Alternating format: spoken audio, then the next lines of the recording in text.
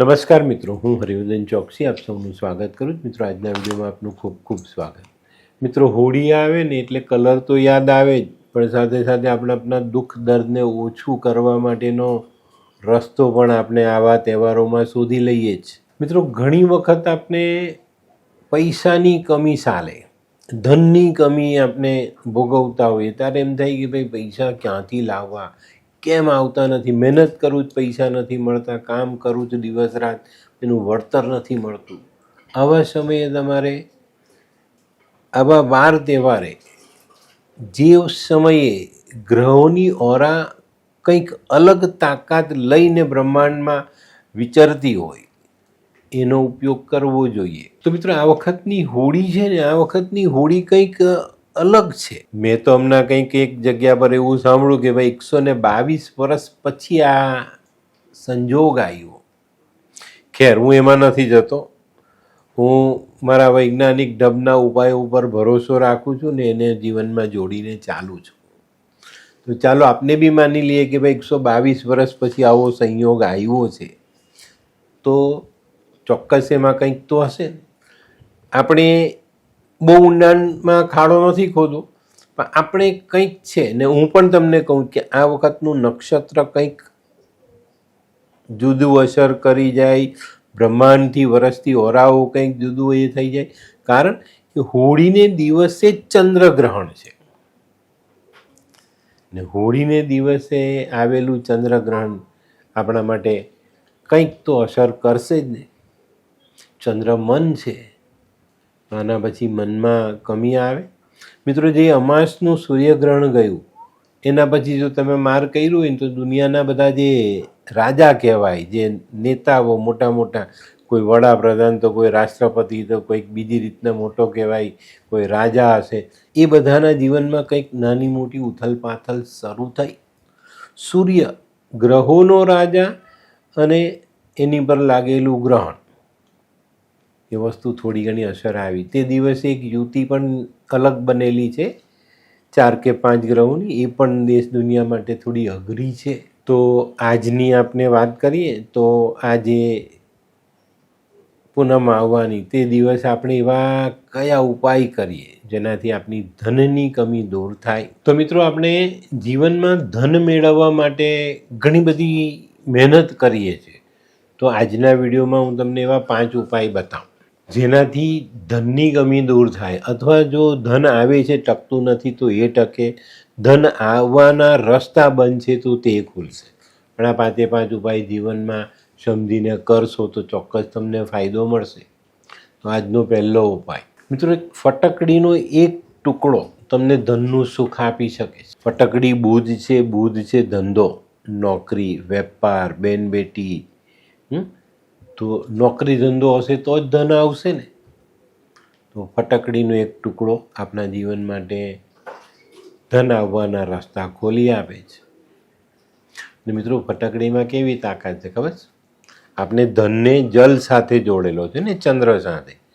જ્યારે પાણી ડોળું થઈ જાય અને ત્યારે એમાં આપણે ફટકડી ફેરવીએ તો પાણી ચોખ્ખું થઈ જાય.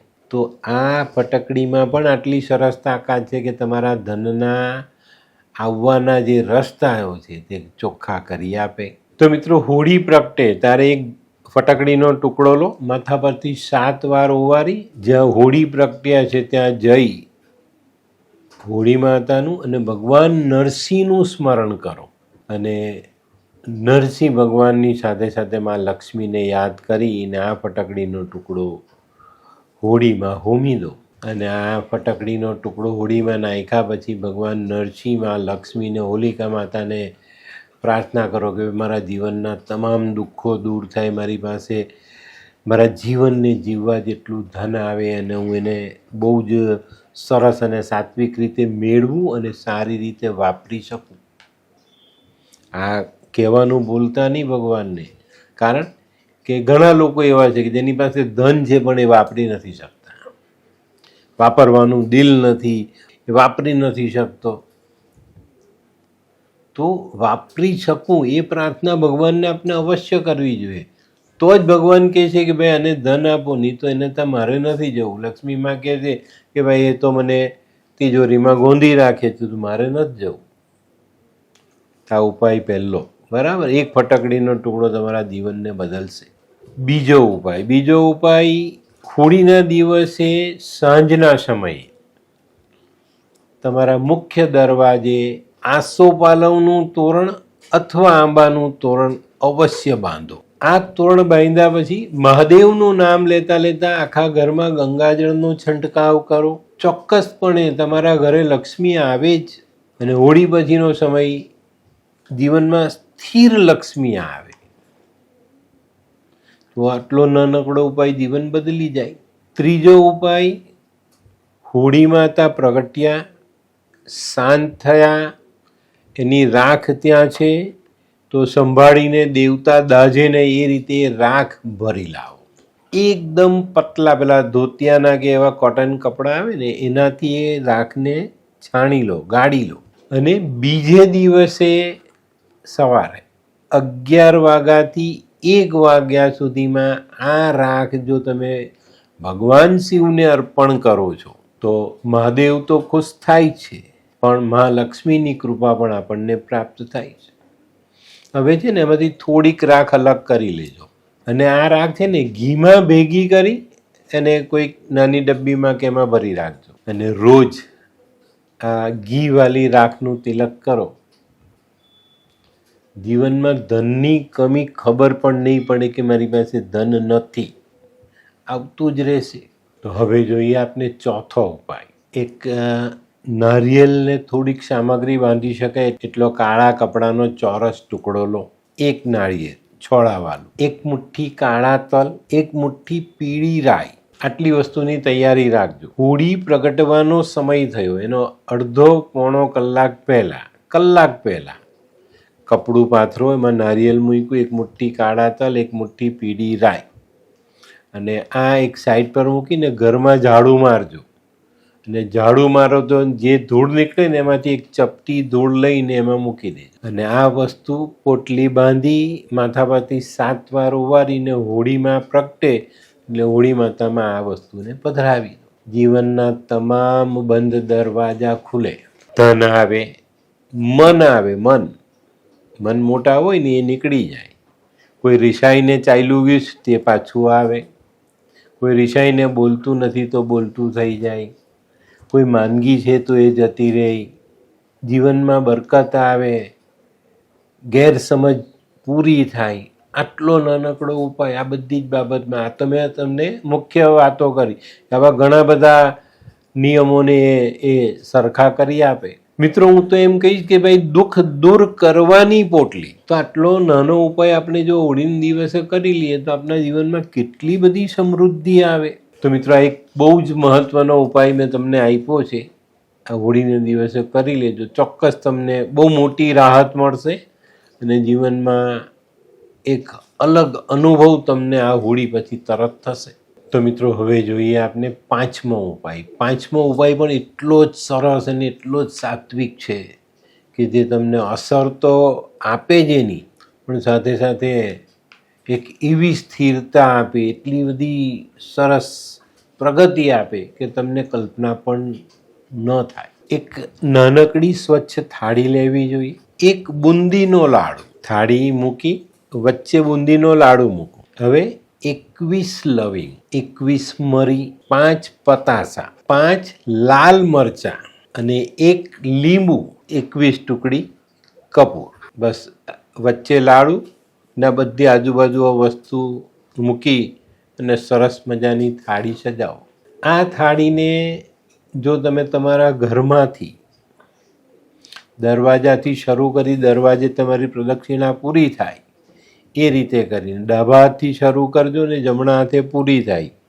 આ રીતે 7 પ્રદક્ષિણા ઘરમાંથી સાચવીને આ થાળી લઈને કરી લો. હોળી માતા પ્રગટે ત્યારે ત્યાં જઈ વારાફરતી આજુબાજુની વસ્તુ પધરાવો, અને છેલ્લે વચ્ચેનો જે બુંદીનો લાડુ છે એ હોળીમાં પધરાવી દો. આ નાનકડો ઉપાય કર્યા પછી હાથ જોડીને ભગવાન નરસિંહને, મા લક્ષ્મીને અને હોળી માતાને વંદન કરો, અને જીવનની સ્થિરતા માંગો, ધન માંગો, તમને જે ઈચ્છા છે તે માંગો. તમે એમ વિચારો કે ભાઈ મારી પાસે સુખ, સમૃદ્ધિ, સ્વાસ્થ્ય નથી, આ બધું જ મને મળે, ભગવાન આપે. આપણે હોળીના પૂજનમાં બહુ બધું કરીએ છીએ, બહુ બધી પૂજાઓ, આ તે હોલિકા માતાને આપણે રમીએ.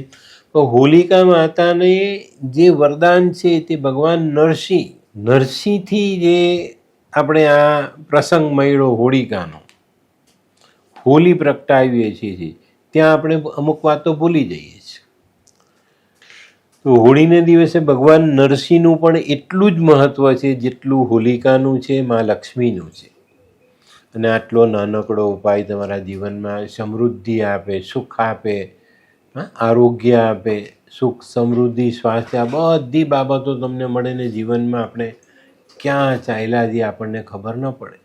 તો મિત્રો, આ વસ્તુ બહુ જ મહત્ત્વની છે અને બહુ જ સરળ છે. જો આપણે એને પામવી છે, મેળવવી છે, જીવનને સમૃદ્ધ બનાવવું છે, તો આવા નાના ઉપાય, આવા તહેવારોને દિવસે આપણે કરીએ છીએ તો ચોક્કસ આપણી પર દેવી દેવતાઓની કૃપા ઉતરે જ, બ્રહ્માંડથી કૃપા ઉતરે છે અને આપણે આપણા જીવનને સરળ બનાવી શકીએ છીએ. તો મિત્રો, આજનો વિડીયો ગમ્યો તો લાઈક કરો, શેર કરો, યુટ્યુબ જોનારા શેર કરે અને સબસ્ક્રાઈબ કરે. હું હરિવર્ધન ચોકસી આપ સૌની રજા લઉં. ફરી મળીએ નવા વિડીયોમાં નવી જાણકારી સાથે. તો ચાલો બદલીએ જિંદગી. નમસ્તે.